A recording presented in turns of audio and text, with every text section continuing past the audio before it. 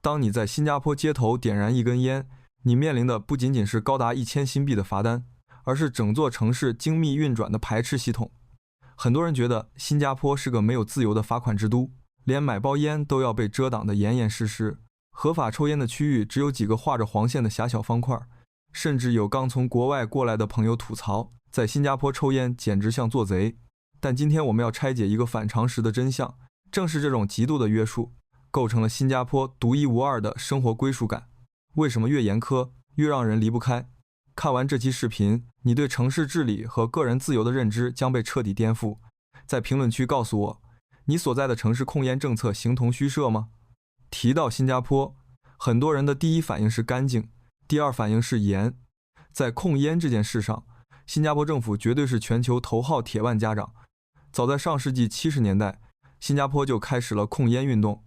到了今天，不仅合法购买香烟的年龄被硬性提高到了21岁，全岛更是布满了超过32000个禁烟区。你走在乌节路上想抽根烟，对不起，你必须精准定位到特定的黄线区域。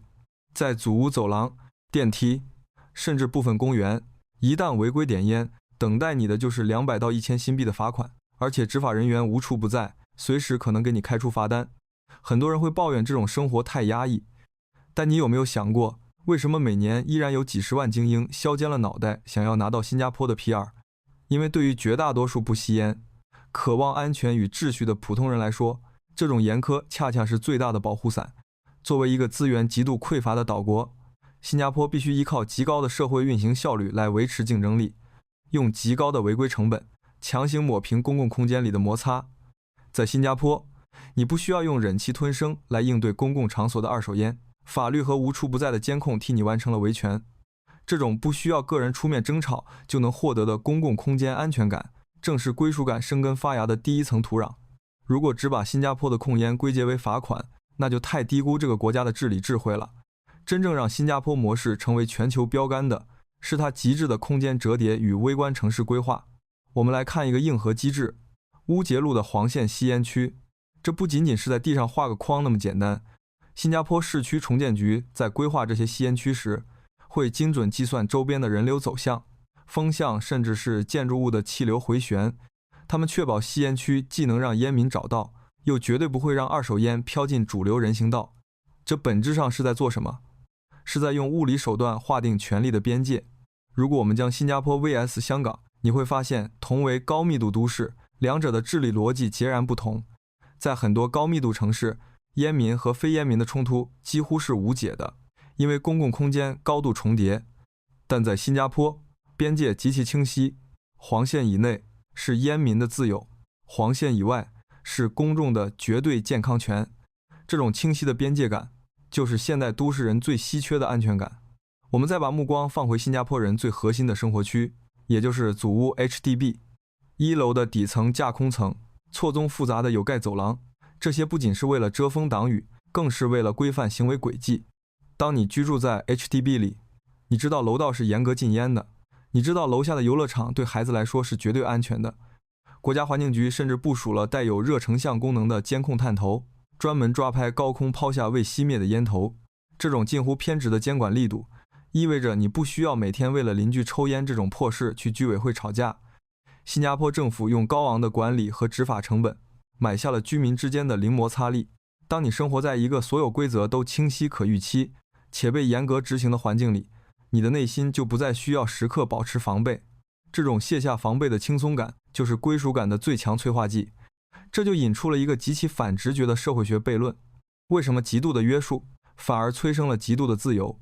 我们要明白，对于那些来到新加坡的新移民、跨国高管或是中产家庭来说，他们追求的从来不是想干嘛就干嘛的野蛮自由，而是一种名为确定性的奢侈品。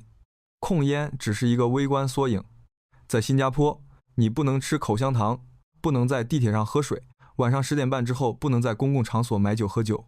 这些看似侵犯个人微观自由的规定，在宏观上构建了一道坚不可摧的防火墙，它屏蔽了街头的醉汉、满地的垃圾以及不可预知的治安风险。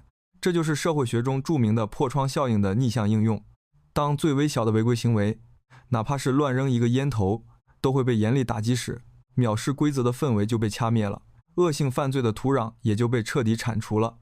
结果是什么？是你的孩子可以自己脖子上挂着一通卡搭地铁上学，而你作为家长毫不担心。是你哪怕深夜凌晨2点独自在东海岸公园夜跑，或者把电脑放在咖啡厅桌上去点餐，也绝对不用担心被偷被抢。这种免于恐惧的自由，才是现代社会最高级的自由。在这个充满黑天鹅和不确定性的当今世界，高净值人群和精英阶层之所以把资产和家庭转移到新加坡，本质上就是在为这种确定性溢价买单。他们自愿让渡了随地抽烟、大声喧哗的所谓微观自由，换取了宏观上的财产安全、阶层稳定和生活环境的极致可控。当一个环境能为你提供全球顶级的可预期性时，你对这片土地的归属感就不再是虚无缥缈的口号，而是建立在每一口干净的空气、每一个安全的夜晚之上的肌肉记忆。你确切地知道，只要你遵守规则，这个国家机器就会毫无保留地保护你。你愿意用牺牲部分个人习惯的代价，去换取深夜独自出门的绝对安全吗？在评论区留下你的选择。很多城市都想学习新加坡的控烟，学习它的罚款制度，但往往画虎不成反类犬。为什么？因为新加坡模式的底层密码不仅仅是写在纸上的严刑峻法，而是政府用长达半个多世纪的连结、高效和极强的执行力与民众建立起来的高信任度社会契约。没有这种信任打底，严苛的法律只会沦为权力的傲慢，引发无穷无尽的民怨。从一根香烟的黄线到整座城市的归属感，新加坡为全球城市治理提供了一个硬核却难以复制的孤本。你所在的城市更偏向于野蛮生长的自由，还是像新加坡这样极致约束下的秩序？在评论区留言告诉我你的观察。如果你觉得这期内容颠覆了你的认知，请务必订阅我的频道，打开小铃铛提醒，把这条视频发给那些正在考虑移民或对城市治理感兴趣的朋友。我是狮城社区百事通，带你用最专业的视角看透新加坡。我们下期硬核再见。